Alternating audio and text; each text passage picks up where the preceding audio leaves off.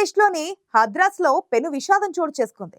ఓ ఆధ్యాత్మిక కార్యక్రమంలో జరిగిన తొక్కిసలాటలో 116 మందికి పైగా ప్రాణాలు కోల్పోయారు. తాను నమ్మే గురువు పాదాలను తాకే ప్రయత్నంలో అమాయక భక్తులు ప్రాణాలు విడిచారు.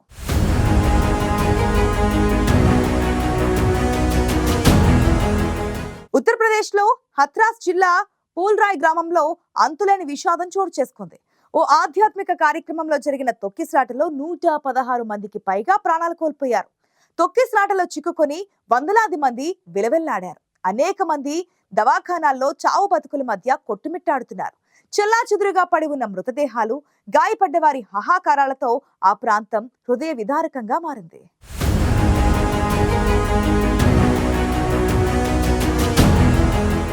ఉత్తరప్రదేశ్లో హత్రాస్ జిల్లా ఫూల్రాయ్ గ్రామంలో అంతులేని విషాదం చోటు చేసుకుంది. ఆధ్యాత్మిక కార్యక్రమంలో తొక్కిసలాట జరిగి 116 మందికి పైగా భక్తులు మృత్యువాత పడ్డారు. వీరిలో 108 మంది మహిళలు, 7 చిన్నారులు ఉన్నారు. సత్సంగ్ ముగిశాక బయటకు వచ్చే క్రమంలో ఒకరిపై ఒకరు పడిపోవడంతో ఊపిరాడక ప్రాణాలు కోల్పోయారు. దేశంలో ఇటీవల కాలంలో జరిగిన ఘోరమైన విషాద సంఘటన ఇదే. తొక్కిసలాటలో ఏకంగా 116 మంది మరణించడం పట్ల రాష్ట్రపతి ద్రౌపది ముర్ము, ప్రధాని నరేంద్ర మోదీ, ఉత్తరప్రదేశ్ ముఖ్యమంత్రి యోగి ఆదిత్యనాథ్ తదితరులు దిగ్భ్రాంతి వ్యక్తం చేశారు. బాధిత కుటుంబాలకు, క్షతగాత్రులకు ప్రధానమంత్రి కార్యాలయం, ఉత్తరప్రదేశ్ ప్రభుత్వం పరిహారం ప్రకటించాయి. 100కు పైగా ప్రాణాలను బలి తీసుకున్న ఈ ఘటనకు రకరకాల కారణాలు వినిపిస్తున్నాయి.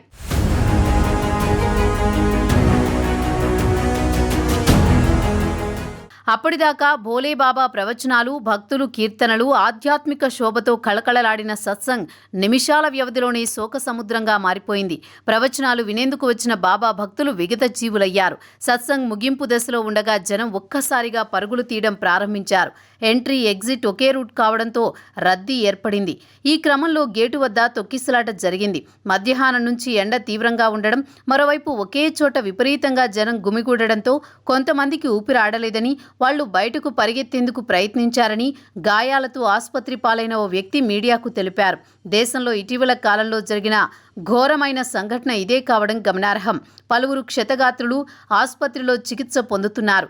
89 మంది ఘటనా స్థలంలోనే కన్నుమూశారు. మరికొందరు ఆసుపత్రికి తరలిస్తుండగా మరణించారు. మృతుల సంఖ్య పెరిగే అవకాశం ఉన్నట్టు తెలుస్తోంది.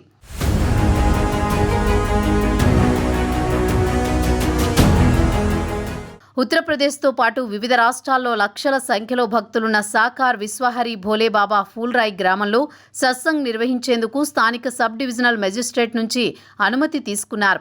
మంగళవారం మధ్యాహ్నం భక్తులకు గంటన్నరకు పైగా ఆధ్యాత్మిక బోధ చేశారు. టెంటు లోపల నిర్వాహకులే ఏర్పాట్లు చేసుకున్నారు. టెంటు బయట స్థానిక పోలీసులు భద్రత కల్పించారు. సత్సంగ్ పూర్తయిన తర్వాత వీరంతా ఒకేసారి బయటకొచ్చేందుకు ప్రయత్నించడంతో తొక్కిసలాట జరిగింది. అయితే కార్యక్రమం పూర్తయ్యాక తన వాహనం వద్దకు తిరిగి వెళుతున్న బాబా ఆశీస్సులు తీసుకునేందుకు, ఆయన అడుగులు వేసిన చోట పవిత్రమైన మట్టిని సేకరించేందుకు భక్తులు ఎగబడడంతో తొక్కిసలాట జరిగిందని sub divisional magistrate Ravindra Kumar వెల్లడించారు.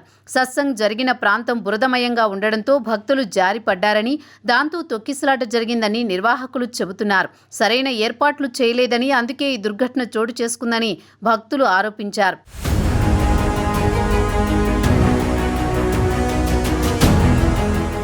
తొక్కిసలాట సమాచారం అందుకున్న వెంటనే అధికారులు రంగంలోకి దిగారు. క్షతగాత్రులను, మృతదేహాలను వాహనాల్లో హత్రాస్ మెడికల్ సెంటర్తో పాటు సమీపంలోని ఎటాహ్ జిల్లా ఆసుపత్రికి తరలించారు.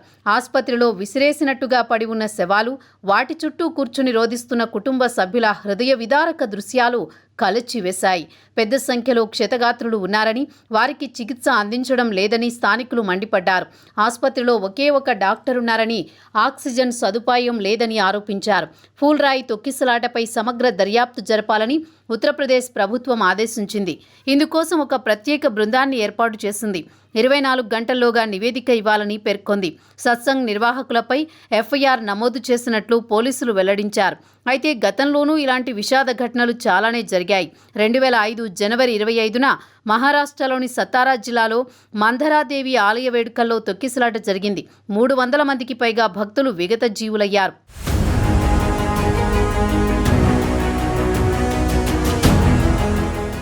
2008 సెప్టెంబర్ 30న రాజస్థాన్లోని జోధ్పూర్ సిటీలో చాముండాదేవి ఆలయ ఉత్సవాలకు జనం భారీగా తరలివచ్చారు.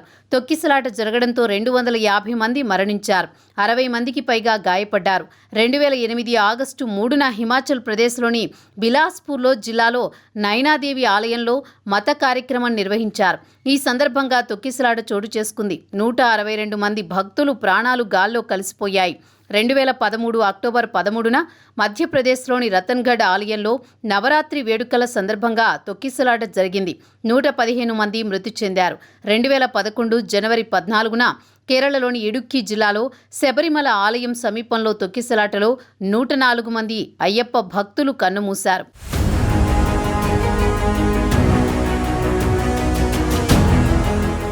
ఈ విషాద సంఘటన పెద్ద బహిరంగ సభల సమయంలో క్రౌడ్ మేనేజ్మెంట్, సేఫ్టీ ప్రోటోకాల్ గురించి అనేక ప్రశ్నలను లేవనెత్తింది.